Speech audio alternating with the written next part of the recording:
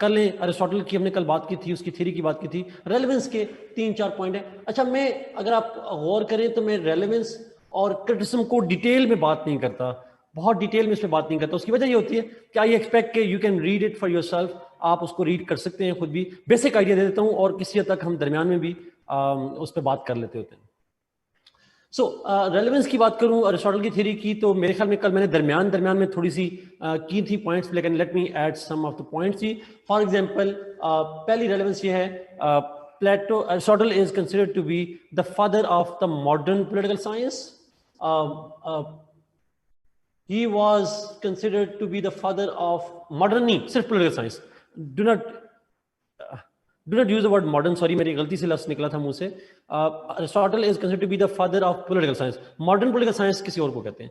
So he was the father of political science। और क्यों political science का father है?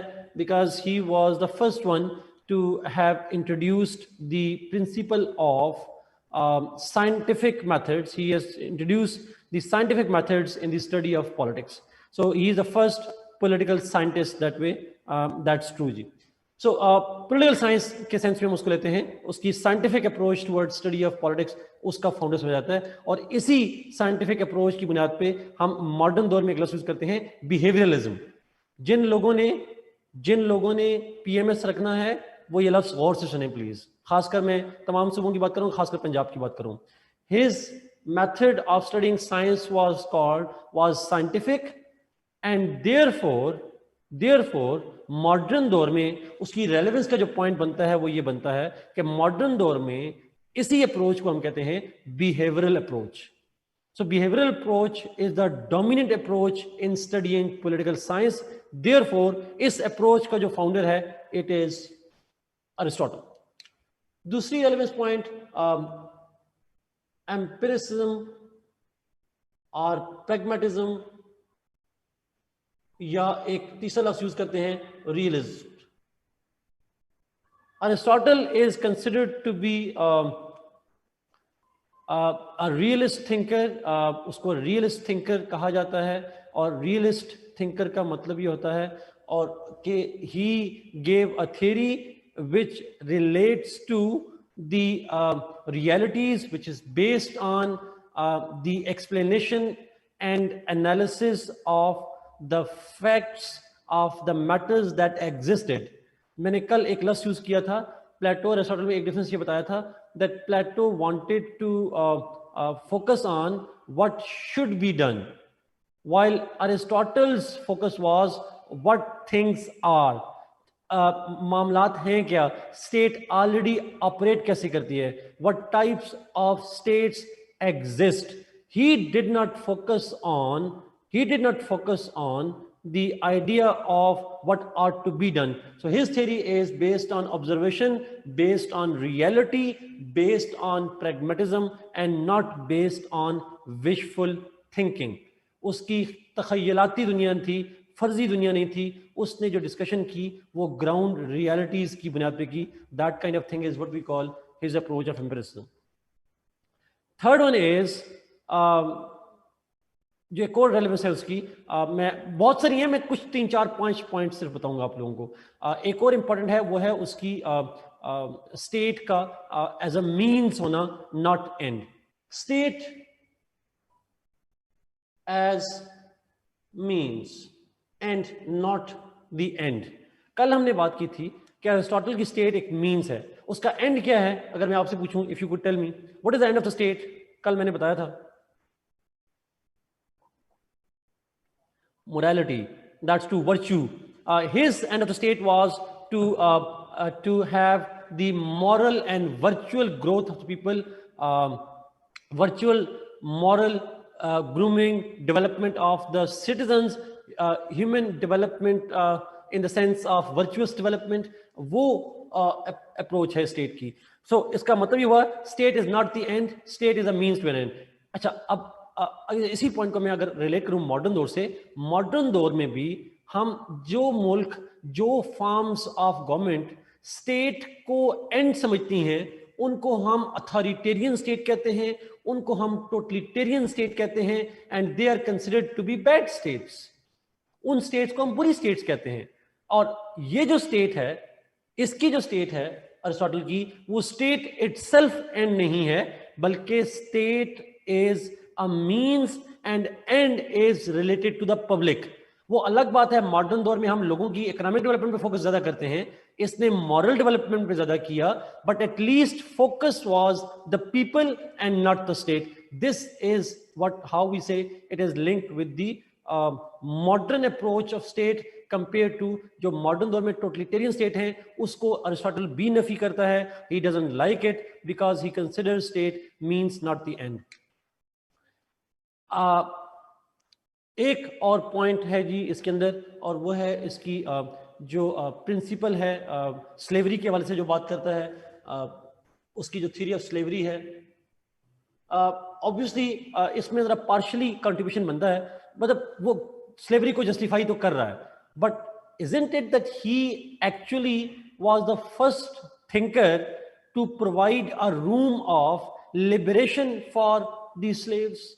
उसने एक ऑप्शन दिया है, अगर स्लेव्स इंटेलेक्ट लर्न करते हैं तो they can, one slave will never can not always be a slave, he can, the slaves can groom themselves, वो ग्रूम कर सकते हैं, वो अपने आप को ग्रो कर सकते हैं, और वो अपने आप को स्लेवरी से बाहर निकाल सकते हैं। The chance of ending slavery, इसके लिए हम एक लफ्ज यूज करते हैं, इमेंसिपेशन ऑफ स्लेवरी। इमेंसिपेशन मतलब फ्रीडम फ्रॉम स्लेवरी, इसकी एक अपॉर्चुनिटी जरूर मौजूद है, जरूरी नहीं हो बट अपॉर्चुनिटी जरूर देता हूं। नेक्स्ट, बहुत सारे, मैं प्लीज मैं लास्ट पॉइंट बता रहा हूं, डोंट थिंक कि ये आखिरी है। जो लास्ट मेजर है और वो है उसकी ऑर्गेनिक थ्योरी। कल भी जिक्र हुआ था, मैंने हल्का सा डिफाइन किया था, ज्यादा डिटेल में डिफाइन नहीं किया, जिसको हम कहते हैं कि he was one of the first thinkers जिसने ऑर्गेनिक थ्योरी दी, who believed that state is an evolved entity. State evolve होती है, और वो क्यों इवॉल्व होती है? Because he creates an analogy between the individual and the state. वो एक इंसान और स्टेट के दरमियान में एक एनालॉजी क्रिएट करता है, उसको हम कहते हैं organic principle. So he was the first one to have given the theory that states are like humans. मैंने कहा था state is a magnified individual, और उसमें स्टेट मैग्निफाइड इंडिविजुअल होगी, इंडिविजुअल को मैग्निफाई कर देंगे तो स्टेट बन जाएगी। और ऑब्वियसली उनकी, चूंकि इंसानों की और स्टेट की जो कैरेक्टरिस्टिक्स हैं, they also correlate with each other, वो रिलेशनशिप बनता है उनका, they correlate with each other. This is what we call the organic theory. Modern दौर में हम बाद में जाके पढ़ेंगे कि जो आपकी ऑर्गेनिक थ्योरी है, जो ये कहती है कि स्टेट भी इवॉल्व होती है, ग्रो करती है, इसको हम डिटेल से बाद में पढ़ेंगे जाके। अगर आपको यहाँ समझ ना भी आई तो हम वहाँ जाके पढ़ेंगे। पहले फैमिली थी, फिर ट्राइब था, फिर clans tribe etcetera. State grow करती है, वो स्टैटिक नहीं होती सॉर्ट ऑफ। दिस को हम कहते हैं एवोल्यूशनरी थ्योरी भी कहते हैं, ऑर्गेनिक भी थ्योरी कहते हैं। He is the pioneer of this theory. So ये कुछ कंट्रीब्यूशंस है, there are many other contributions. मैंने जैसे आपको एक कुछ की एग्जांपल दी है। Last point, criticism.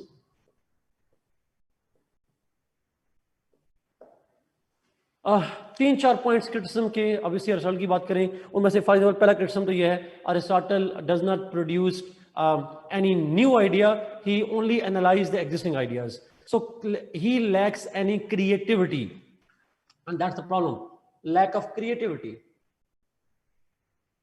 Because he is realist, so he is focusing on what exists and not what ought to be done, and he doesn't endeavor to create something. वो कोई क्रिएट नहीं करता ऐसी थ्योरी कि जिसमें पता चले कि उसने कोई नया आइडिया दिया है, an idea that never existed. जैसे प्लेटो ने आइडियल स्टेट की बात की, Aristotle does not create a new idea, he only is explaining what he observed, analysing what he is observed instead of creating a new knowledge that way. दूसरा, his theory of slavery is also a bit cruel, because cruel in the sense that he allows the slaves, and he not only allows it, he justifies it. तो ये दोनों में paradox बन जाएगी। दोनों के अंदर वो स्लेवरी को एमेंसिपेशन की देता भी है, बट साथ स्लेवरी को जस्टिफाई भी करता है फॉर द स्टेट इंटरेस्ट। सो दोनों पॉइंट में इसको क्रिटिसिज्म भी कर सकते हैं। द थर्ड पॉइंट इज, जो बड़ा इंपॉर्टेंट पॉइंट है क्रिटिसिज्म में, और वो है रेसिस्ट का।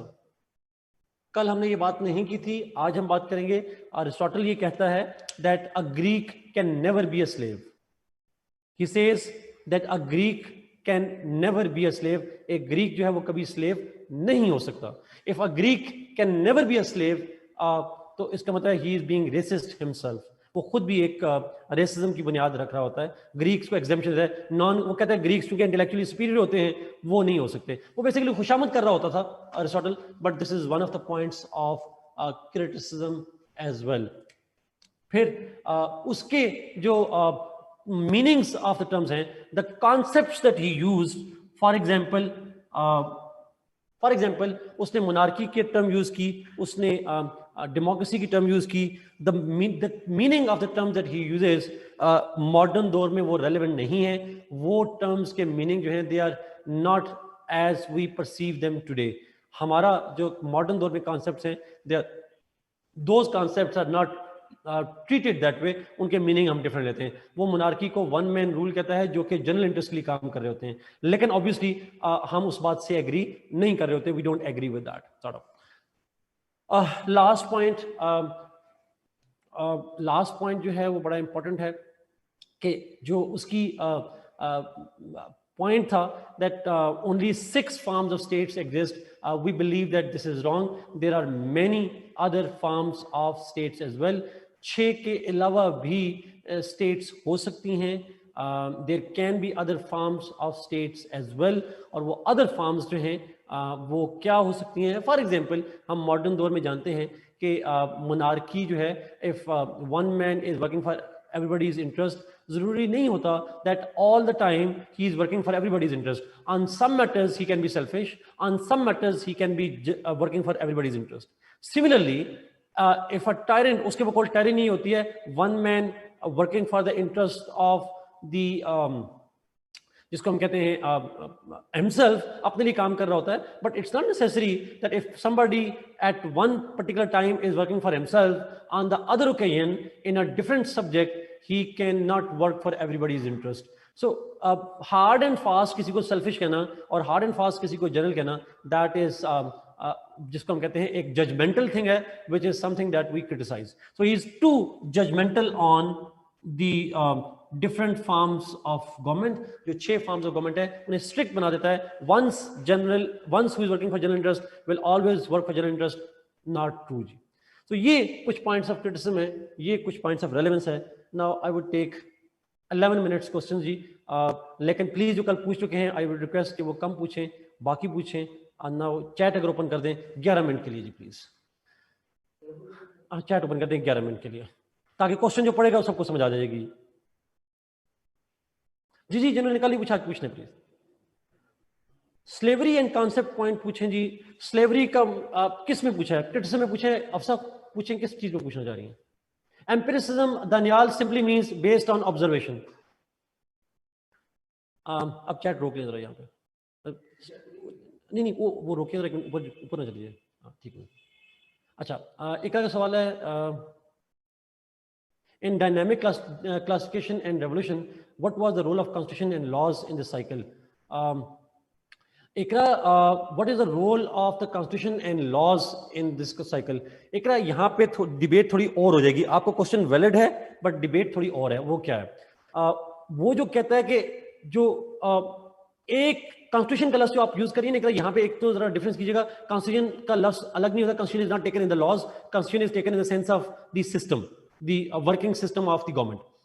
अच्छा, अब वहां पे जो मोनार्की से आप मूव कर रहे हैं टेरिनी में, that is the constitution is changed. Monarchy से आप चेंज होके बन गए, कहां पे चले गए?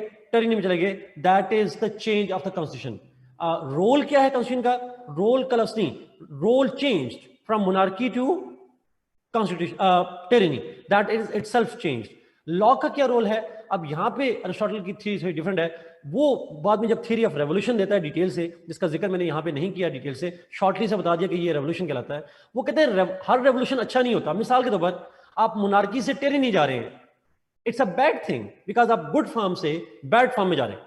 But if you are moving from tyranny to aristocracy, it's not bad. It's good one, ये अच्छा है। इसका मतलब ये हुआ कि दैट इज वेलकम। तो हर रेवोल्यूशन बुरा नहीं होता, हर रेवोल्यूशन अच्छा नहीं होता। सो बैड रेवोल्यूशन को प्रिवेंट करने के लिए ही asked that there should be rule of law. Rule of law होगा तो कोई सेल्फिश बंदा अपने सेल्फिश इंटरेस्ट के लिए काम कर नहीं पाएगा। दैट रूलर और rulers will work under the law and they will not be able to work for selfish interest. So law can prevent the revolutions. But constitution का लफ्ज यहाँ पे थोड़ा डिफरेंट एंगल में एक इस्तेमाल होता है। रिपीट एम्पिरिसिज्म मैंने कर दिया, Daniyal repeat. It simply means based on observation. Ghulam Mirza, Aristotle is the greatest but ungrateful student of Plato. How we can tackle this question as difference are not that much? Ghulam, are you sure there are not as much differences? Are you sure? You need to really think about that. Because आपको मेरे ख्याल में ये difference आपको खुद ढूंढना चाहिए। मैंने दोनों के मैं बता दिया। If you find some, get it checked by me and I will add more points on that. Organic repeat कर दें। Organic means simply यहां पे ऑर्गेनिक का मतलब ये था दैट उसने कहा कि स्टेट इवॉल्व होती है, एवोल्यूशन होता है स्टेट का, जो मॉडर्न दौर में हम एग्री करते हैं कि yes state evolves. Judgemental point को रिपीट कर दे। Judgemental means he says that once a monarch will always be a monarch. हम ये समझते हैं कि नहीं, एक मोनार्क एक इशू पे सेल्फिश हो सकता है, एक इशू पे जनरल इंटरेस्ट के लिए भी काम कर सकता है। तो अच्छा भी हो सकता है मोनार्क और बुरा भी हो सकता है। उसने कहा कि नहीं, मोनार्की अच्छी होती है। He is judgmental on that. Sir if he said Greek slaves नहीं हो सकते, but yesterday you told there can be 2 slaves. उसके एडिशन में अलीशा यही पॉइंट है। इनके बाद वो कहता है कि ग्रीक स्लेव नहीं हो सकते, बाकी हो सकते हैं। Why is second not Greeks? But उसने कहा तो हम नहीं, उसने कहा there is no logic for that. Mia said, sir, is there any need to read about this other ideas about women and essence of ideas? No, Mia said no. You don't need to read all of them. You need to just focus on state, classification of state. ये इन point पे focus करना है। नीचे आ जाए chat में।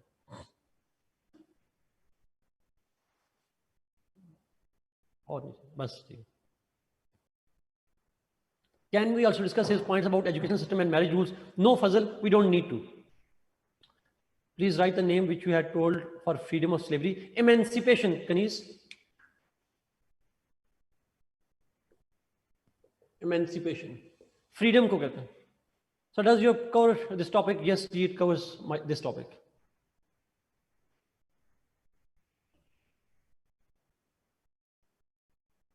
Akasha, lectures are account to past papers? No, it is not based on past papers, please.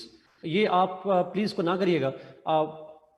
अगर आप बाकी चीजें इनकी करना शुरू कर देंगे तो मैंने आपको कल कहा था अरिस्टोटल पे प्लेटो पे हम पूरा एक सेमेस्टर पढ़ाते हैं।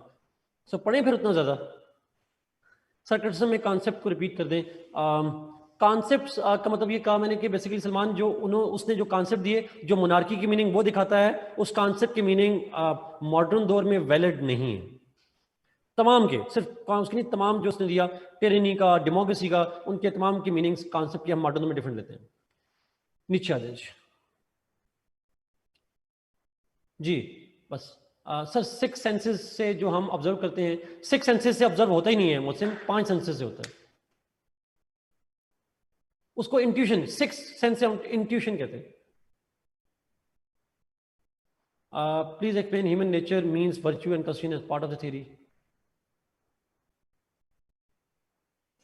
मैं I didn't get your question. Human nature, वो तो आप सारी थ्योरी को मुझे दोबारा कह रही है। ह्यूमन नेचर का बेसिक मतलब ये है, उसने कहा था man by nature is social in nature. इंसान सोशल होता है, वो इंडिविजुअल नहीं रह सकता, सोशल होता है। मीन्स का मतलब ये होता है दैट स्टेट, लोगों अरिस्टोटल की थ्योरी में state is main point, but state is created to achieve some objectives. State एक जरिया है जिससे कोई चीज अचीव की जाती है। तो स्टेट इज अ मीन्स, तो फिर स्टेट अगर जरिया है तो अचीव क्या करना है?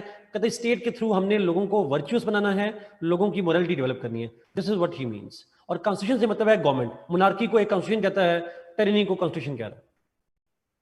एकरा मैंने 3 दफा रिपीट किया ऑर्गेनिक थ्योरी, आखिरी दफा रिपीट कर रहा हूं। Organic means state is like human beings, और इसको हम कहते हैं ऑर्गेनिक थ्योरी। और state is like human beings, और इंसानों की तरह स्टेट भी इवॉल्व होती है, एवोल्यूशन होता है उसके अंदर। Daniel, it's a criticism because we do not accept his meaning of the terms. तो ये क्रिटिसिज्म हुआ ना, उसकी बात गलत है, हम कुछ और मीनिंग लेते हैं, उसने गलत कहा था। If question comes on any one form of government, it doesn't जी come, एक फॉर्म ऑफ गवर्नमेंट पे आता ही नहीं है अरिस्टोटल पे। It never comes on Aristotle's same one point. नीचे आ जाए। Sir, but gave states of laws as Plato gave the states of man. What are these laws? Barka, I didn't get your question. और public question करें जी please, ताकि सबको समझ आ जाए. मुझे बरका के सवाल की समझ नहीं आई. Intuition, Mutsim. Sir, can you please unmute me? My question is not as you perceived. Ji Ghulam मुर्जा, unmute करें जी गुलाम मुर्जा को.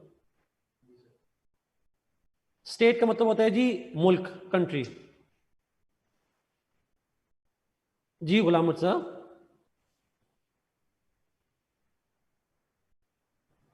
गुलाम मुर्जा, आपको आवाज आ रही है? यस, अस्सलाम वालेकुम सर। पाकिस्तान जी गुलाम मुर्जा, सॉरी कि मैं आपका अल्फाज नहीं समझ सका, लेकिन प्लीज आप बताइए। सर मैंने ये पूछना, मैंने जो क्वेश्चन अभी कोट किया था वहां पर जो आपने जिस तरह बताया था कि Aristotle is the greatest but ungrateful student of Plato, मैंने ये कहा था कि डिफरेंसेस ऑब्वियसली हैं हमारे पास, बट वो उनकी लेंथ इतनी ज्यादा नहीं बन पाएगी, उनको किस तरह से आउटलाइन किस तरह से बननी चाहिए इस क्वेश्चन की, मुझे थोड़ा सा वो गाइड कर दे प्लीज। मुर्तजा, मैं सिर्फ ये कह रहा हूँ कि आपने जितने डिफरेंस अंडरस्टैंड किए पहले मुझे एक दफा दिखा दे, मुझे मैडम राजी के थ्रू दिखा दे, फिर मैं उसमें ऐड ऑन करूंगा ना। मैं शुरू से करूंगा बहुत लंबा हो जाएगा। आप मुझे एक दफा दिखा दें आपको कितनी अंडरस्टैंडिंग हुई है, फिर मैं आपको बताऊंगा उसमें क्या ऐड करना है, किस तरह से ऐड करना है। ओके सर, ठीक है, थैंक यू। Thank you. अच्छा, can we criticism on feminist point of Plato and result points about women? Yes you can जी, व्हाई नॉट। स्लेवरी को रिपीट कर दें। स्लेवरी मैंने दोनों जगह लिखा है, किस जगह पे करना है काशा उसको?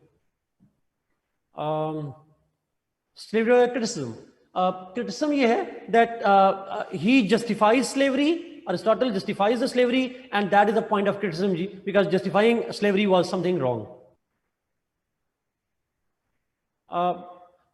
फजल ठीक कह रहे हैं, लेकिन वो उसकी पॉलिटिकल फिलॉसफी नहीं है ना। आप बिजनेस, नेवी, डिफेंस, वो पॉलिटिकल फिलॉसफी से रिलेट नहीं करता। Can we criticize, sir, the area of practicability, the polity, maintaining constitutional stability that are mentioned in Jurabam book, will we do? No, we won't जी। बढ़िया, नीचे आते हैं, chat में आते हैं।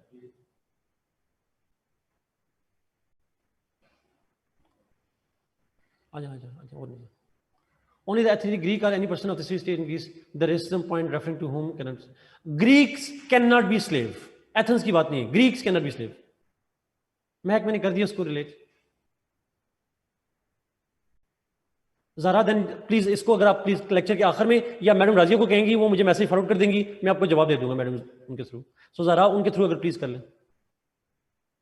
कर दिया महक मैंने repeat. How concept point came in criticism, I mean if we have evolved these terms in other meaning। Daniyal मैंने एक्सप्लेन कर दिया इसको। नीचे आ जाए, नीचे आ जाए, नीचे आ जाए, आ जाए, आ जाए। गुलाम मुर्तज़ा का क्वेश्चन आ गया, हो गया, मैंने कर दिया। अच्छा sir, both Aristotle and Plato gave theory on the basis of wisdom means their considered state was same except king. No Hamza, both gave the theory of state, but both have seen state in a different way.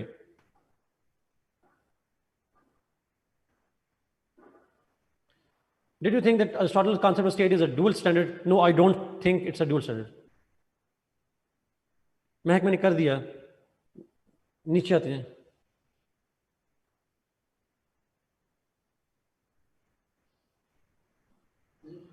जी दानियाल को जरा unmute करें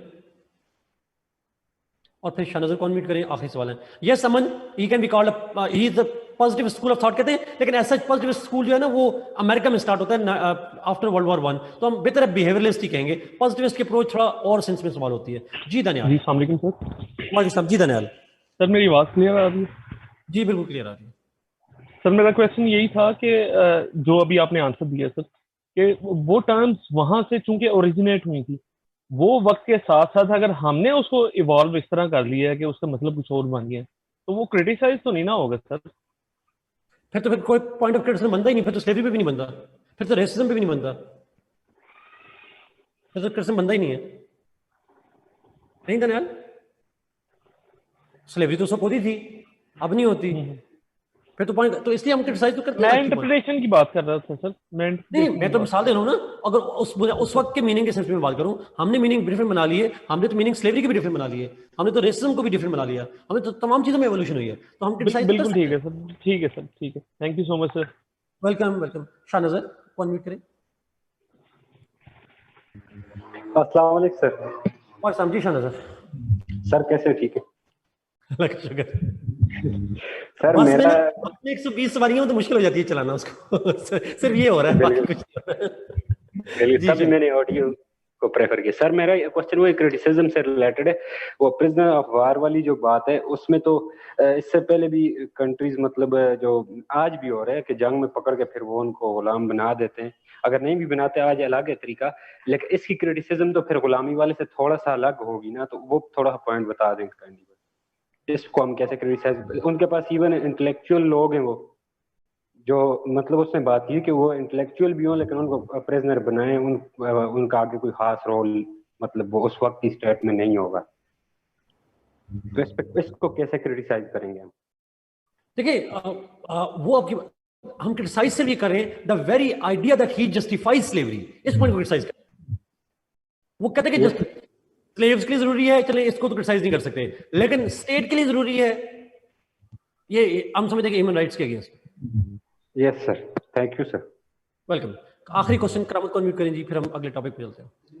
करामत अली जी, करामत sir, क्या आपने ये जो कहना? बताया रेलिवेंस जी जी क्रिटिसिज्म बताया है, जी जी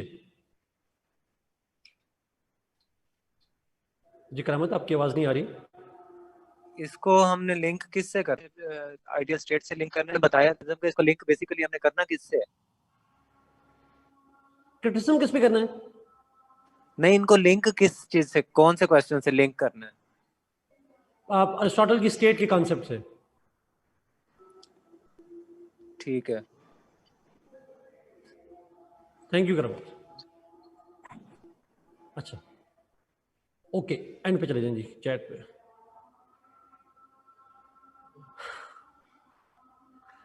ओके जी, लेट्स मूव जी। आई गेस टॉपिक अगला करते हैं, ताकि फिर मैंने आधा घंटा क्वेश्चन आंसर लेने हैं आप लोगों के। इसको मैं रिमूव करूं। अच्छा, एक मेरी रिक्वेस्ट आप लोगों से करूं, आपका काम और आसान हो जाएगा अगर आप मेरी बात रिक्वेस्ट कर लें, आपका काम भी और आसान हो जाएगा। एक तो आपने काम ये करना है कि आप एक दफा कोशिश क्या करें कि एक लेक्चर में आने से पहले एक टॉपिक को देख लिया करें। जैसे मेरे ख्याल में मैंने मैकियावेली का शायद नहीं बताया था, मेरी गलती थी, बट नेक्स्ट जो टॉपिक होगा मुझसे आप पूछिएगा। एक दफा आपने याद नहीं करना उसको, ना अंडरस्टैंड करना है, जस्ट गो थ्रू इट, सिर्फ एक दफा देख रहे हैं। और आप जब देख लेंगे तो आपको बहुत सारी चीजें क्लियर हो जाएंगी सॉर्ट ऑफ। और दूसरी चीज, जब आप ये लफ्ज के मीनिंग पूछते हैं ना कि ये एम्पिरिसिज्म फॉर एग्जांपल, आप इसका मतलब क्या है, ठीक है आप मुझसे भी पूछ सकते हैं, but I guess Google can also answer you. वो सिंपल अंग्रेजी लफ्ज होते हैं, उनके टेक्निकल मीनिंग नहीं होते। हाँ, वेरीफाई कर लिया कि सर मेरा ये मीनिंग है, क्या ये यही मतलब है? अगर वो नहीं होगा तो मैं एक्सप्लेन कर दूंगा, अगर होगा तो मैं यस में सिंपली जवाब दे दूंगा। तो वो आपके लिए भी आसानी हो जाएगी, मेरे लिए भी आसानी हो जाएगी। It would save time sort of.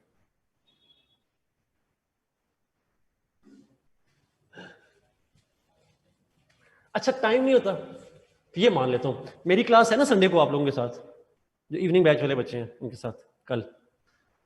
Okay, चलते हैं जी। मिक्यावली, अब चैट कर दें जी, बंद कर दिया है। अब मैं टाइम देख लूँ कि टाइम क्या हुआ है। हमारी क्लास कितने बजे तक है? 8 बजे तक है। So I would take around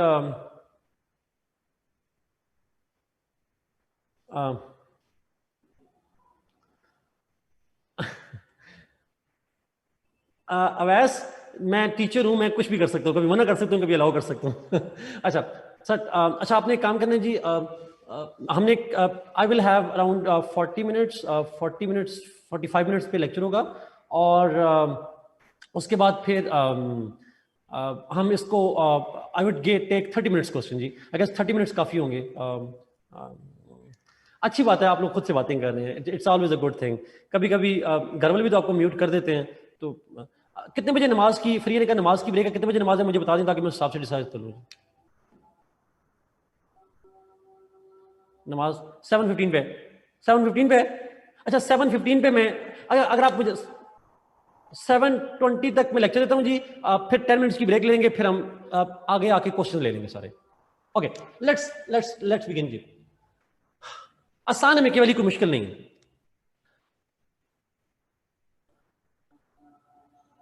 कोई बात नहीं, फ्री है। अब पूरे पाकिस्तान से लोग हैं, मैं क्या करूं? अब मेरे ख्याल में 7:30 तक नमाज कज़ा नहीं होगी आप लोगों की, बेगम हो जाए। अरिस्टोटल्स कंक्लूजन, इकरा सॉरी भूल गया था, कंक्लूजन उसका आसान है, इकरा मुश्किल नहीं होगा मेरे ख्याल में।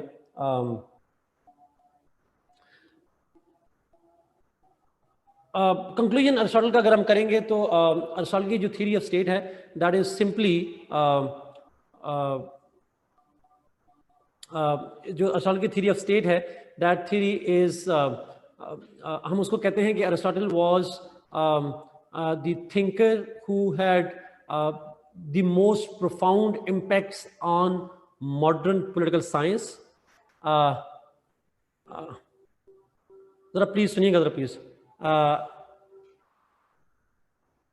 कल बता दिया था, बस ठीक है, आगे जा रहा हूं।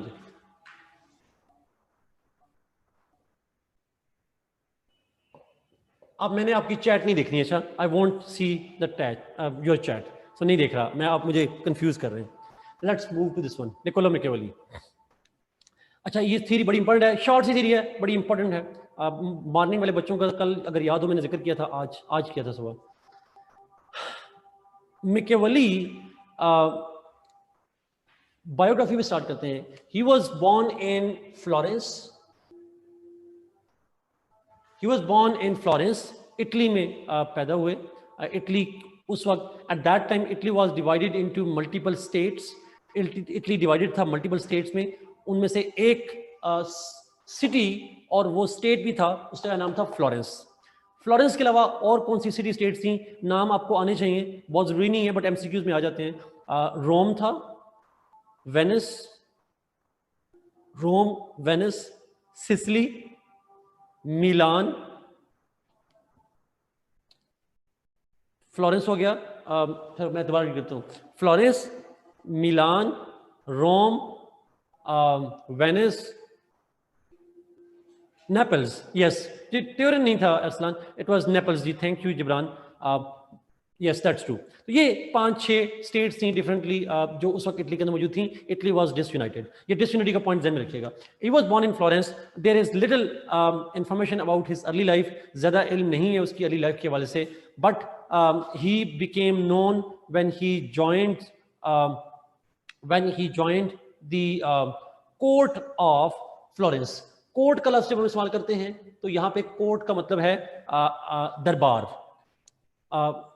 दरबार जो है उसका वहाँ पे मैकियावेली ने छोटी उम्र में ज्वाइन किया as a record keeper, as a historian कह ले, उसने ज्वाइन किया वहाँ पे।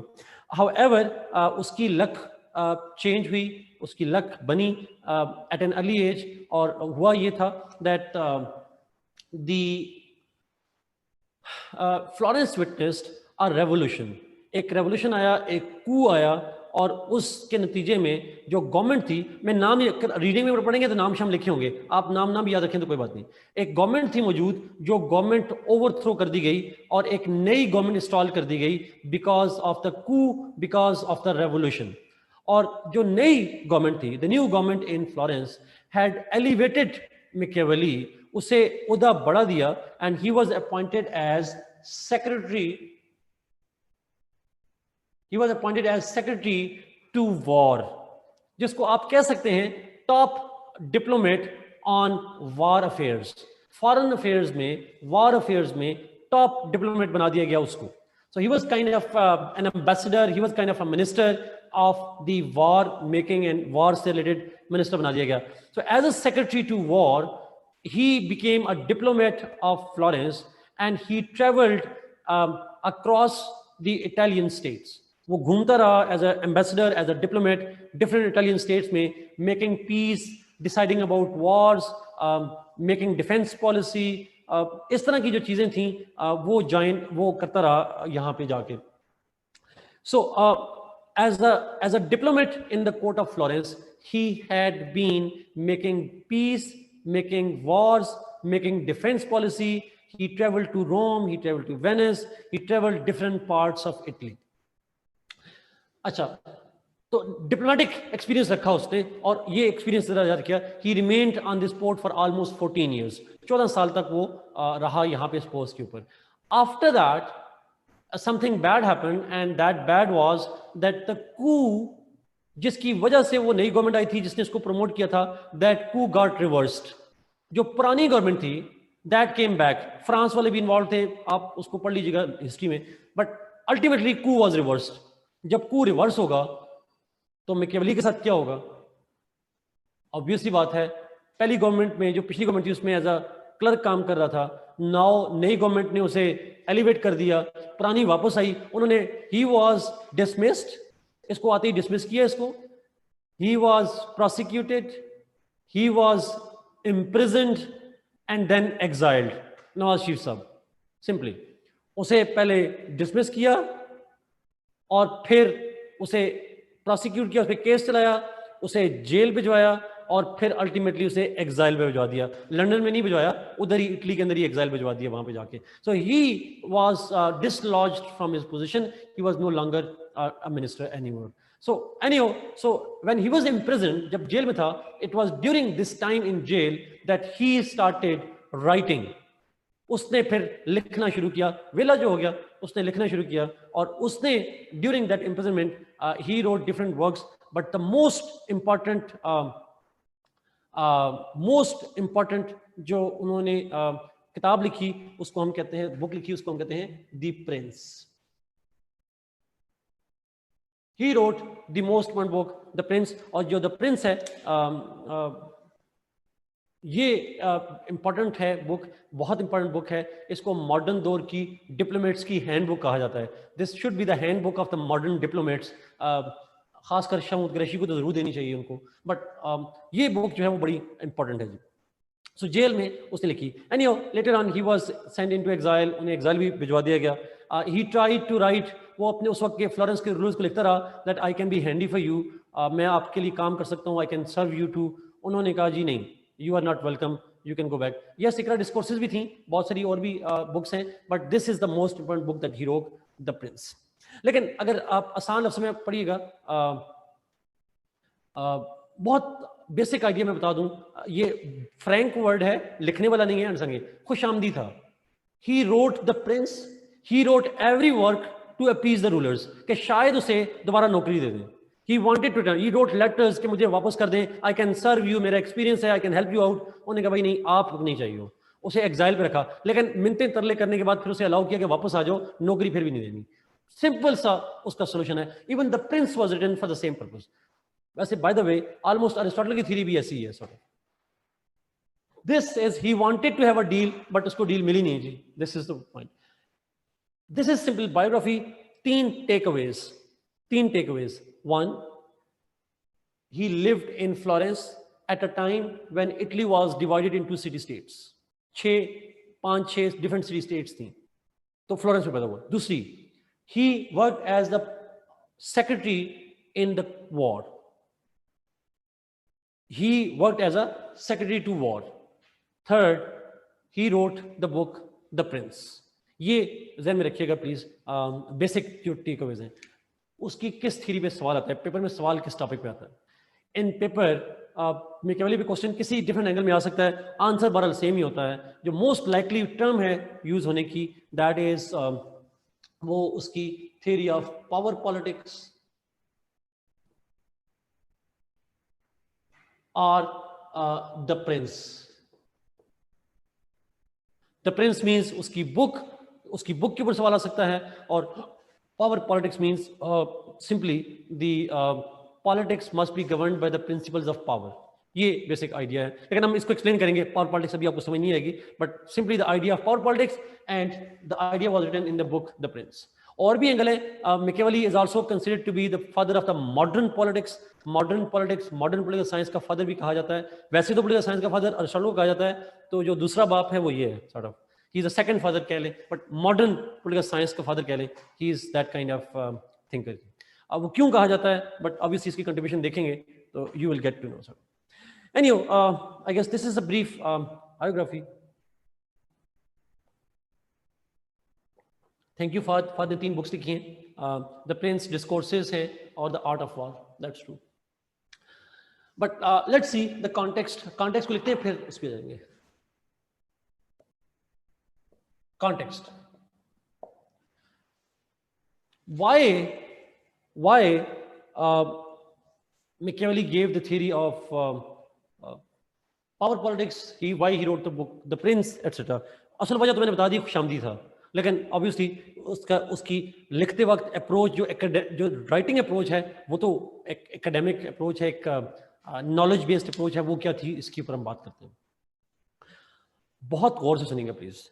अच्छा प्लीज नीचे कमेंट कीजिएगा, मुझे आइडिया जगह कितने लोगों को आइडिया है। Do you have an idea on enlightenment and renaissance? Okay, there's a mixed answers, yes and no, mostly yes है but there are no's too.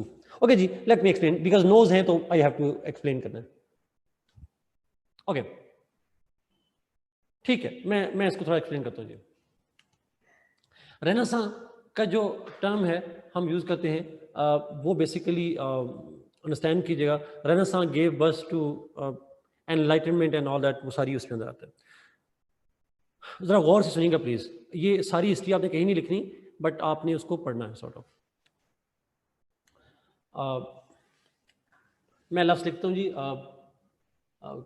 Enlightenment,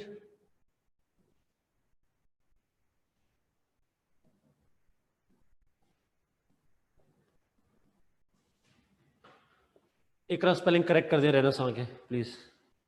okay, so enlightenment and renaissance ये दो terms हैं जी, they are used in different ways. REN नहीं, REI नहीं, RENAISSANC, ठीक हो गया, RENAISSANC। Thank you Safina, thank you Iqra. Okay, now what is this term? हमने ग्रीक्स के बारे में पढ़ा, प्लेटो अरिस्टोटल के बारे में पढ़ा, और हमने वहाँ पे डिस्कस किया that Plato Aristotle was the father of the modern political science, और इसी तरीके से प्लेटो की भी थियरी है, उससे पहले पैथागोरस रहे हैं, उससे पहले सोक्रेटिस रहा है, बहुत सारे थिंकर रहे हैं ग्रीक्स के अंदर। हम कहते हैं दुनिया के अंदर, इस मॉडर्न वर्ल्ड के अंदर, Greeks were the pioneers of the modern knowledge. Modern sciences जो हम पढ़ते हैं, मॉडर्न नॉलेज जो पढ़ते हैं, उसकी बुनियाद जो है वो ग्रीक्स ने रखी थी नॉन हिस्ट्री के अंदर। जिनका नहीं पता वो तो नहीं पता, जिनका पता है उनके अंदर ग्रीक्स ने रखी थी। ग्रीक्स के बाद वेस्टर्न वर्ल्ड में क्रिश्चियनिटी आई। जब क्रिश्चियनिटी आई तो क्रिश्चियनिटी ने कहा, अच्छा देखिए हम प्लेटो को अरिस्टोटल को पढ़ रहे हैं, और खासकर अरिस्टोटल को पढ़ें, बाकी लोगों को पढ़ें, तो उनकी जो सोर्स ऑफ नॉलेज था वो gradually they move towards observation and all that. उनका बेसिक डिस्कशन थी ऑब्जर्वेशन की बुनियाद पे, उनकी डिस्कशन थी एम्पिरिसिज्म की बुनियाद पे। नाउ जब यहां पे ग्रीक्स का टाइम ग्रेजुअली डिक्लाइन आया, तो उन ग्रीक्स के टाइम के बाद क्रिश्चियनिटी आई, तो क्रिश्चियनिटी ने कहा कि नहीं, नॉलेज की बुनियाद ऑब्जर्वेशन नहीं हो सकती, बिकॉज डिवाइन रिलीजन है, और डिवाइन रिलीजन कहता है कि खुदा है but you can't see the God, you can't observe the God. How God gave his message, you can't observe the message, you can't observe the medium of the message. बस prophet ने कहा कि मेरे ऊपर वही नाज़िल हुई, you have to accept that, and you need to have a faith in God. You can't have a physical observation of the God और हिज मैसेंजर्स जो आते रहे, जिनको हम फरिश्ते कहते हैं, जो मैसेज लेकर आते रहे प्रॉफिट्स तक। तो prophet said, I am the prophet and I met the God, you have a blind faith in that. आपको ऑब्जर्वेशन वाला element, knowledge on the basis of observation is secondary thing, the primary thing is the faith in God himself. हम नहीं कहते जहां हमारी अक्ल खत्म होती है वहां खुदा का वजूद होता है। God has something in mind which is beyond our comprehension. हमारी comprehension से बात की बातें, अगर हमारी observation और comprehension से बात की बातें हैं, we can't think, God can think about that. तो इसका मतलब ये हुआ, faith is superior to observation, it is superior to man's logic. Man is subordinate, man is sinful, man तो कुछ भी नहीं है। God is much superior, and faith to God is the basic, faith is the basis of knowledge and not the logic, not the observation. आप जिसको देख रहे होते हैं वो गलत भी हो सकता है। तो उन्होंने कहा, जो ग्रीक्स क्या करते थे कि ऑब्जर्व करके नॉलेज लेना चाहिए, वो गलत कहते थे। नॉलेज देखना है तो बाइबल को देखो, बाइबल में कह दिया गया don't ask question on that, God ने कह दिया you will have to follow that.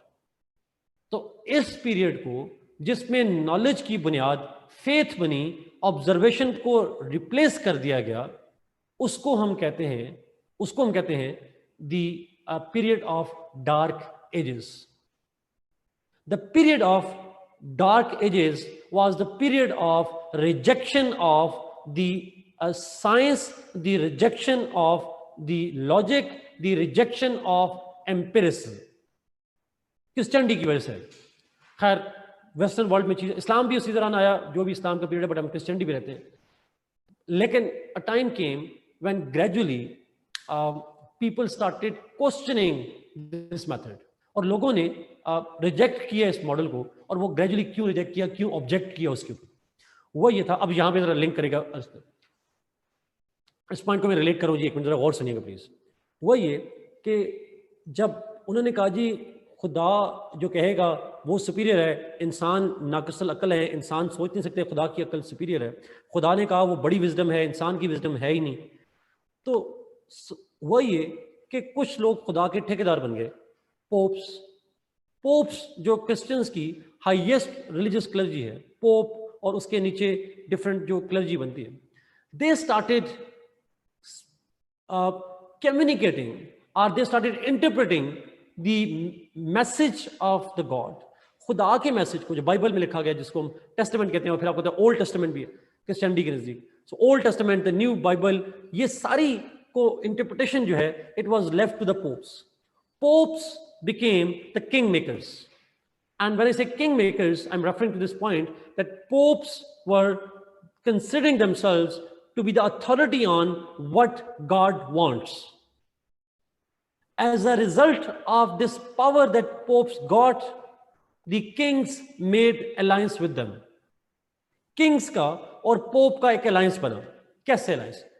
Kings ने कहा हम लोगों पे हुक्मरानी करते हैं, लोग हमारे खिलाफ रिबेलियन करते हैं, बगावत कर लेते हैं, बात नहीं मानते हैं, तो आप एक फतवा दे देना मेरी खातिर. आपने कहना जो बादशाह कह रहा है खुदा भी यही कह रहा है. तो पोप ने कहा मुझे क्या बेनिफिट मिलेगा? King said you can take lands, you can take riches, you can be free, you can do whatever you like, you will get all the riches of the world. So a bargain, a deal was brokered between the king and the pope, और उस deal में benefit था दोनों का. तो pope ने फतवा देना शुरू कर दिया that king is what king says is the saying of the God. If you follow the king, you are actually following the God. If you disobey the king, you are disobeying the God. So much so, एक जुमला बोला जाता था that king is the march of God on earth. बादशाह खुदा का साया है. खुदा जमीन पे जब चलता है तो बादशाह की सूरत में चलता है, shadow of God. So if you obey him, you obey God. If you disobey him, you disobey the God. This is. अब लोग फर्ज करें एक आप एक इंसान है, आम इंसान है, और आप बादशाह की बात नहीं मान रहे, इसका मतलब आप खुदा की बात नहीं मान रहे, और खुदा की बात ना मानने का मतलब है blasphemy, and you will be punished. बादशाह किसी को मार दे, बेगुनाह मार दे बंदे को, आप क्वेश्चन नहीं उठा सकते भाई खुदा ने मारा है, खुदा के कहने मारा. बादशाह का कसूर कोई नहीं है, he is the shadow of God. So nobody would question his authority. बादशाह हैप्पी, और पोप तो वैसे ही खुश हो जाते थे. इसको हम कहते हैं डिवाइन राइट थियरी. ये लफ्ज गौर से सुनिएगा प्लीज, और सुनिएगा प्लीज. इसको हम कहते हैं डिवाइन राइट ऑफ थियरी कहते हैं. डिवाइन राइट का मतलब यह है that kings have been given a divine right to govern. बादशाहों को गवर्न करने का जो इख्तियार है, that was given by the God himself. Divine right है उनका गवर्न करना, and people have the divine order to follow him. Now वो ये कि बादशाह के पास जब पावर आई तो वही वाली बात, power corrupts and absolute power corrupts absolutely. The Kings became oppressive, kings became kind of violent, brutal and all that, as a result of which there was some kind of reaction to them. People, a time came when they would start kind of saying कि जी this is enough of the brutality. Power ज्यादा की वजह से जो corrupt हो चुके हैं, they are being too corrupt, they are being too brutal, and therefore they started questioning them. We won't follow them. And they started saying, how can God be that cruel? खुदा इतना cruel कैसे हो सकता है? Simply, the people started questioning the God. When they started questioning the God, king, not God. When people started questioning the king, that we follow the God, but we don't believe that God can be as cruel as the king is, they revolted. They started questioning. This questioning, that if you want us to believe that whatever you say is the saying of the God, give us the proof. They slowly, and ये evolution है that takes hundreds of years. This questioning of the God, the king's divine powers, is called the beginning of the Renaissance, the revival of logic, the revival of the rebirth of science, the rebirth of the empiricism. ये gradually, आप में से कुछ लोगों ने Magna carta का लफ्ज सुना होगा. मैग्ना कार्टा का मतलब होता, मैग्ना कार्टा में क्या हुआ था 1215 में? उन्होंने कहा था कोई प्रोसिक्यूशन नहीं होगी विदाउट एविडेंस. आप हमें प्रोसिक्यूट करोगे, आप बगैर किसी लॉजिक के नहीं कर सकते, बगैर किसी एविडेंस के नहीं कर सकते. बादशाह को कहा, that was an agreement between the king and the people. Magna carta 1215. सो वो रूल ऑफ लॉ होगा, हम आपको ब्लाइंड फॉलो नहीं करेंगे. This is started, this is the beginning of what we call the Renaissance period. जब Machiavelli पैदा हुआ, या जिस दौर में मैकियावेली रह रहा था, उस दौर के अंदर भी यही पीरियड चल रहा था. This idea that the king can be questioned, the idea that pops can be questioned, that idea हमें लॉजिक पे देखना चाहिए, हमें एम्पिरिसिज्म पे देखना चाहिए, हमें एक्सपीडियंसी को भी देखना चाहिए, instead of just blind faith in pope and the king. ये आइडिया जो है, ये जो रेनेसां का पीरियड है, ये ग्रेजुअली डेवलप हो रहा था इटली के अंदर भी. And Machiavelli was the one of the most important catalysts of enlightenment. Catalyst मतलब है, enlightenment का idea मैकियावेली ने नहीं दिया, but he was the one who started promoting this idea of enlightenment. तो अब यहाँ सारा लिखने के बाद आपने पेपर में एक ही जुमला लिखना है, कॉन्टेक्स्ट में पहला जुमला ये लिखना है, that Machiavelli was living at a time when Renaissance was growing and expanding in Europe and particularly in Italy. ये एक जुमला लिखने के लिए मैंने ये सारी कहानी बनाई है आपको सारा. So he was living at a time, Machiavelli was living at a time when enlightenment, when Renaissance was expanding, growing in Italy. At that time, he was only the catalyst to that process. अब let me link, इस point का link कैसे बनता है उसकी theory के साथ. 2 point और है, शॉर्टली 2 मिनट में खत्म हो जाएंगे. सो एनलाइटमेंट वाली पॉइंट आ गई यहां पे. रेनेसां लेड टू एनलाइटमेंट, इसी से आगे निकलता है सारा. अच्छा, आपने सिर्फ एक जुमला लिखना है, ये वाला स्टार्ट यहां से करना है, that Machiavelli was living at a time when there was a general popular revolt against the divine right and people were asking questions. People were interested in not blind following, they were more interested in asking for logic and reasons. Machiavelli was the follower of the Renaissance process and he was the one who wanted to follow the same process. पहला point. दूसरा, Machiavelli के जमाने में as a diplomat he had observed something. और उसने क्या observe किया था? Machiavelli's observation, और मैंने क्या कहा, observation according to enlightenment, according to Renaissance, observation is superior to faith. ये enlightenment का पीरियड था जिसपे Machiavelli भी फॉलो कर रहा था जिसको. Now Machiavelli as a diplomat, he observed the working of states. Italy मैंने कहा ना 6 स्टेट्स में यूनाइटेड था, डिसयूनाइटेड था, डिवाइडेड था 6 में. उसने ऑब्जर्व किया कि डिफरेंट स्टेट्स जो इटली की स्टेट्स हैं, why they are divided. He wanted to explore the reasons for divisions of Italy and as a patriot Italian he wanted to unify Italy. वो चाह रहा था कि इटली की जो 6 स्टेट्स हैं, एज अ मिलिट्री डिप्लोमेट उसने कोशिश की कि इन सबको इकट्ठा करके एक यूनाइटेड इटालियन स्टेट बना दी जाए. तो ऑब्वियसली आप अगर यूनिटी क्रिएट करना चाह रहे हैं तो जिसकी वजह से, जिस काज की वजह से डिवाइडेड है, वो काज रिमूव करेंगे तो स्टेट्स यूनाइटेड हो जाएंगी, इकट्ठी हो जाएंगी. सो Machiavelli expresses his observation and says that in his opinion in Machiavelli's opinion, the root cause of division of Italy is the popes. जो पोप हैं, जो क्रिश्चियन क्लर्जी है, टॉप क्लर्जी है, that pope and the other clergy, they are responsible for disunity in Italy. Pops ने जानबूझ के ये division create की हुई है। क्यों डिवीजन क्रिएट की हुई है? पोप्स को क्या फायदा है? उन्होंने कहा असल में छोटी छोटी स्टेट्स हैं, वीक किंग्स हैं, अगर किंग पॉलिटिकली वीक होगा, उसकी पावर कम होगी, तो उसे चाहिए डिवाइन राइट। अगर पोप उसके हक में फतवा दे दे कि ये जो बादशाह है, he is the shadow of God on अर्थ, तो बादशाह की पावर बढ़ जाएगी या कम हो जाएगी? आप लोगों से अगर मैं पूछूंगा, विल द पावर इंक्रीज और डिक्रीज? It will increase. वो तो he can subjugate the people. People will have no excuse not to follow him.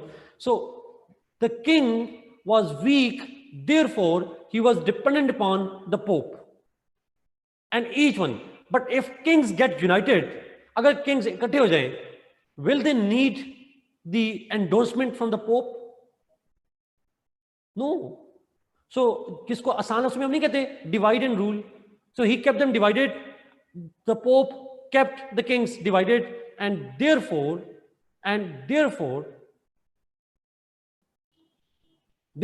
उसने क्या किया? रूल करता रहा। It's simple. Now the point is, this is, उसने कहा जो रियल इविल है उसका अल्टीमेट एम था इटली की यूनिटी, और इटली की यूनिटी में रिस्पॉन्सिबल कौन है? पोप। पोप सारे मसले की जड़ है। उन्होंने डिसयूनिटी क्रिएट की हुआ है, अपने इंटरेस्ट की खातिर उन्होंने मुल्क का बेड़ा गर्क किया हुआ है। So what is the way of unity? How can we bring unity? तो यूनिटी कैसे लाई जा सकती है? According to Machiavelli, the unity of Italy can only be obtained if, I repeat this point, ये सबसे इंपॉर्टेंट जुमला है, जुमला सुनिएगा प्लीज। आप लिखते हैं, आप भूल जाते हैं, सुनिएगा, लिखना नहीं है आपने। The unity of Italy is possible if the prince, the ruler, relies on his power for politics and not divine based power. If the prince, the ruler, relies on his power to govern, then he will not need pope, and therefore he can govern effectively. But agar king weak hoga, he does not have the power, he will need the pope, and if he will need the pope, pope will exploit him. So the unity of Italy is linked with the powerful rulers, the rulers that derive power not from pope but from their own power, from themselves. अगर वो अपने rulership से अपनी power create कर लें, pope पे rely ना करें, only then can Italy be united, otherwise Italy will never be united. आसान लफ्जों में, get rid of the pope, get rid of the divine power, and the kings can then become powerful. So king must be based, the state must be run by the power politics, not by the divine politics. This is the context जी। ये सारी चीज उसने jail में सोची और उसने लिखी थी। This was his idea and this is what he wrote in his book the Prince. So आसान लफ्जों में उसके जमाने में पोप शोप का चक्कर ना होता, उसके जमाने में वो एनलाइटनमेंट के बजाय खुद पादरी होता, तो शायद ये थ्योरी दे ना रहा होता। So because he was a person of the renaissance, he believed in the renaissance, and he did not believe in the divine right of the state, and therefore he was able to understand the problem of the popes and suggested something that would create power politics and not the divine right in the state. This is what is his idea ji. Let me now explain the theory. Theory पे चलते हैं। 10 minute की theory होगी, फिर आपके सवाल होंगे सारे।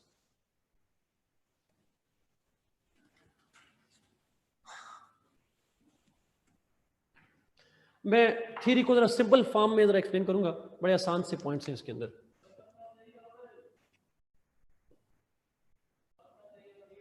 इसकी अगेन अगर आप इसको पढ़ते हैं इसकी थ्योरी को, जो मैंने पहले भी कहा था, जब आप इसका कॉन्टेक्स्ट पढ़ते हैं तो आधी थ्योरी तो समझ में आ जाती है, आइडिया हो जाता है कि उसकी डायरेक्शन क्या है। यहाँ पे हमजा मैंने नमाज का कहा था 7:20 पे मैं करूंगा आप लोगों को ब्रेक में। Okay, let's begin his theory. Machiavelli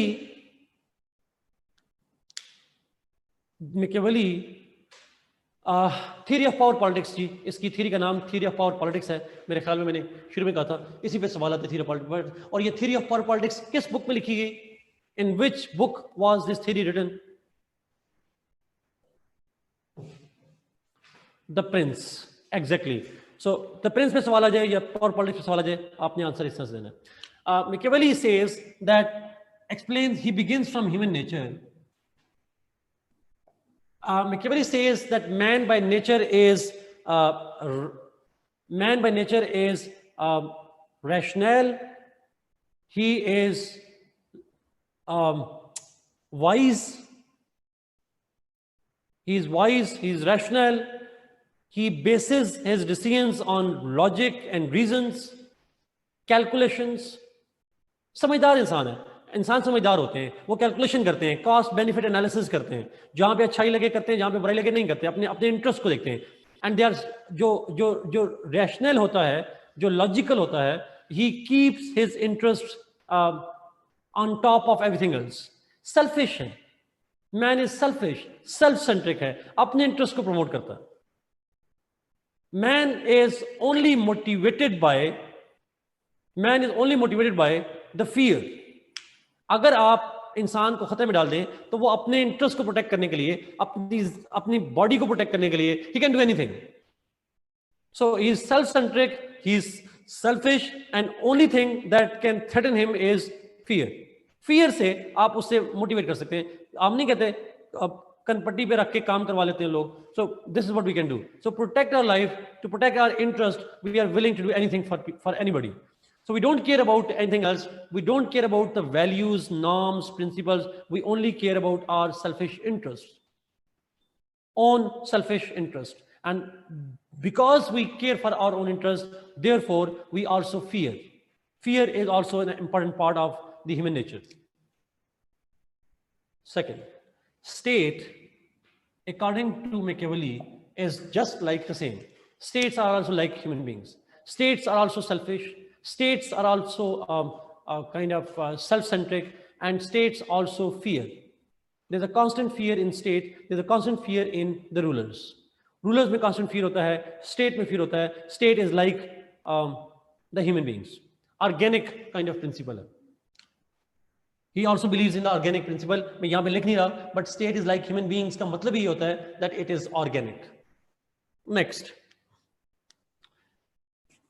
he says, Machiavelli says that the states can be of different types. State can be of different types.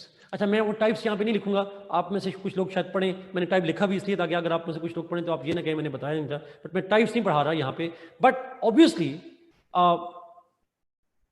Obviously जो स्टेट की डिफरेंट टाइप्स हैं, उनमें से Machiavelli prefers monarchy, an absolute monarchy.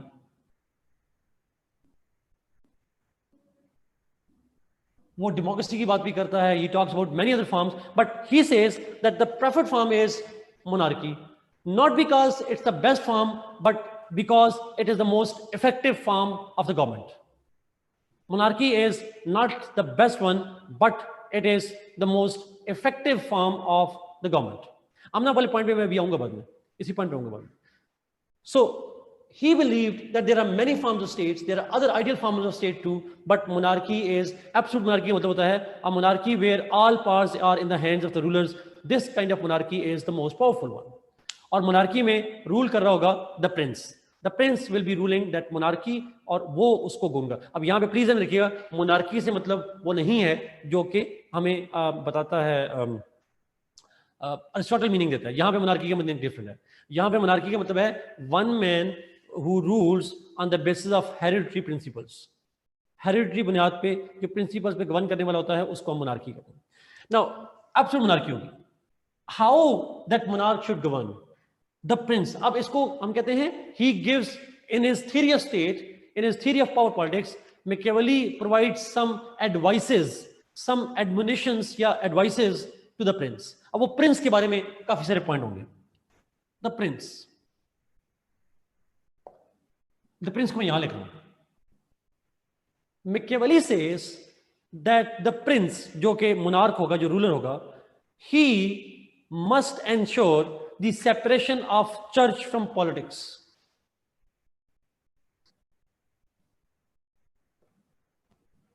Machiavelli proposes separation or divorce of church from politics. In simple words, अगर मैं simple लफ्ज़ में बात करूं, तो Machiavelli ये कहता है that the prince must govern politics independent of religion. जो पोप है और क्रिश्चियनिटी है, उसके प्रिंसिपल्स को देख के पॉलिटिक्स को गवर्न नहीं करना चाहिए उसको.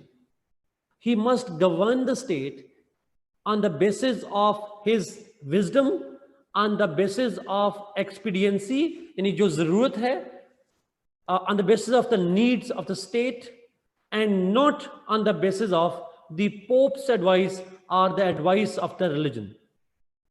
So the state must be governed by the needs of the state. State को उस पे करना चाहिए, उस तरीके से गवर्न करना चाहिए जो उसकी जरूरत है, not caring whether religion says it or not. So religion church को खत्म करने की बात नहीं करता. He just says that the power of the Pope, power of the church should only be on divine matters, while political matters must be governed by and they must be decided upon by the prince independently. इस idea को हम कहते हैं secularism. Secularism is not the demise of the religion. It is the separation of the religion from political decision making. जब आप decision कर रहे हो तो आप रिलीजन से सोर्स लेकर डिसीजन ना कर रहे हो, आप जरूरत के मुताबिक डिसीजन कर रहे हो. इसको हम कहते हैं secularism. This is so church रहेगा, पोप रहेगा, पोप की अथॉरिटी चर्च तक रहेगी, पॉलिटिक्स में प्रिंस रूलर होगा. Subordination of church to politics. Subordination of church to politics. वैसे by the way, Machiavelli is considered to be the founder of the secularism. Founder of secularism भी कहा जाता है. वो पहला इंसान था जिसने, पहला political thinker था जिसने चर्च और पॉलिटिक्स को सेपरेट करने की बात की थी. Subordination. Machiavelli says that the church must be separate from politics. Pope की डोमेन होगी चर्च तक, खुदा के मामलात होंगे तो लोग चर्च जाएंगे, रियासत के मामलात होंगे तो लोग प्रिंस के पास आएंगे. दो अलग अलग काम होंगे. लेकिन in case of clash between the two, the church will be subordinate to the prince. The state will have an upper hand. The law of the state shall also apply to the church.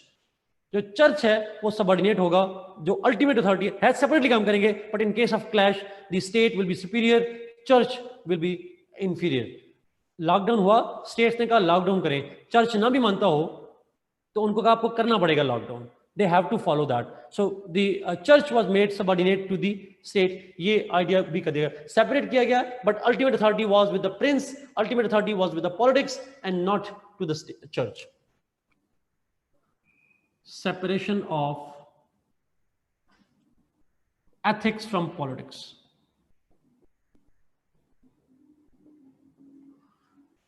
Machiavelli says that the prince must not bring ethical values into the state's decision making. जब वो state को चला रहा हो, govern कर रहा हो, he must not bring in the ethical values, normative values. वो values लेकर ना आए. आसान लफ्जों में honesty, truthfulness, keeping your words, keeping your promises, straightforwardness, जितनी भी morality की principles हैं, they are there, but they must not be the guiding principles of the state policy. The prince must govern on the basis of the needs of the state and not on the basis of the ethical values. Ethical values खत्म करने की बात नहीं कर रहा. वो कह रहा है ethical values अगर state interest को promote करती है तो ठीक, नहीं करती, do not follow it. Completely separated. State decision making must not be imprisoned to or made hostage to the ethical values. Separation of ethics and politics. जब मजहब को सेपरेट कर देंगे, एथिक्स डिराइव ही मजहब से करते हैं, तो ऑटोमेटिकली एथिक्स भी सेपरेट हो जाएंगे. Next, Machiavelli says that the prince in his governance must not involve religion. जब गवर्न कर रहा हो तो रिलीजन की बिना पे गवर्न ना करे. He must not have his attachment to any religion. अपनी अटैचमेंट भी रिलीजन से ना रखे. But he must allow people to have religion. In fact, he should encourage people to have religion. अपना मजहब ना रखे, कोई भी किसी मजहब से अटैचमेंट ना रखे, लेकिन लोगों को मजहब की तबलीग करे. He must encourage them to have religion, because he should then use their religious sentiments to achieve state interests. वो उनके मजहबी जज्बात को, इमोशंस जो रिलीजन के, उनको इस्तेमाल करके he must use it for the state interest. State interest के लिए इस्तेमाल करें. कुछ ज़्यादा नहीं याद आ रहा आप लोगों को? A kind of, so he must encourage people to have religion, और लोगों को मजहब की इजाजत देनी चाहिए, उसे एनकरेज करना चाहिए, लेकिन उनके मजहब को फिर इस्तेमाल करें स्टेट इंटरेस्ट के लिए. Next point, he says that the prince must be feared as well as respected. The prince must be feared as well as respected. But in case of clash, he must be feared more than respected.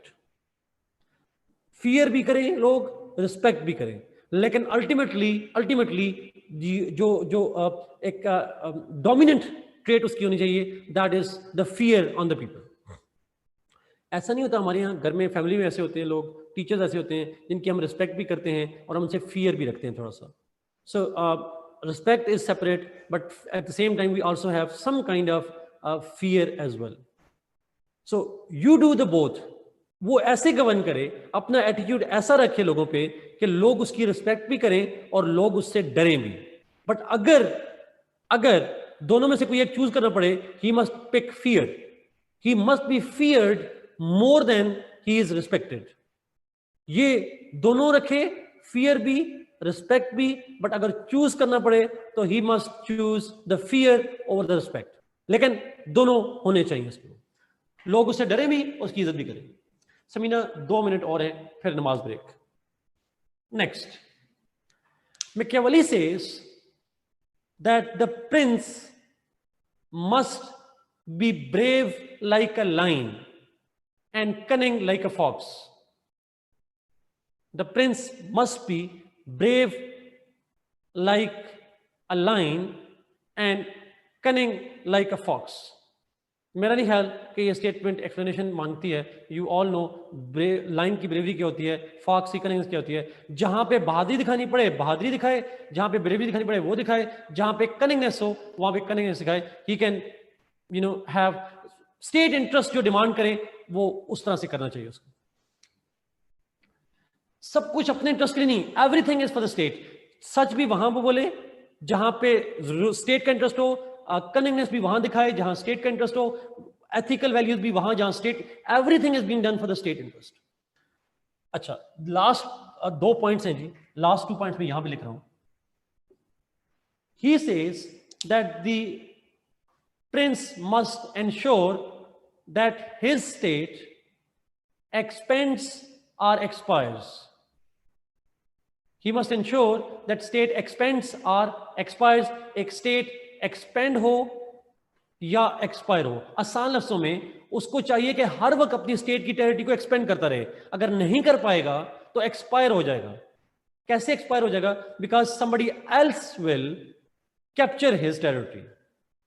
तो Prince को हर वक्त चाहिए that he should continue to conquer other territories, expand its territories, otherwise somebody else will conquer his territory, and that is the principle that he must follow. Lastly, अब ये आप लोगों ने बताना है, बड़ा इंपॉर्टेंट पॉइंट है. expansion is not true. Machiavelli says that in case there is a war in his neighborhood, फर्ज करें Machiavelli सी की स्टेट का है, if there is a war in the neighborhood between A and B, paper में A B ना लिखिएगा, Machiavelli कहता है that in case there is a war in the neighborhood, the prince must never be neutral, कभी neutral ना रहे, कभी भी न्यूट्रल ना रहे, he must take sides, but whose side? The stronger side or the weaker side?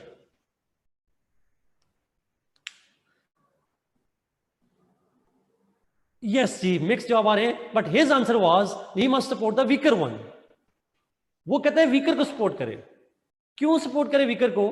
वो कहता है कि अगर आप स्ट्रॉन्गर को सपोर्ट करोगे, the stronger would become more strong and the next target will be you. And if you support the weaker, you can crush the stronger, you can remove a threat.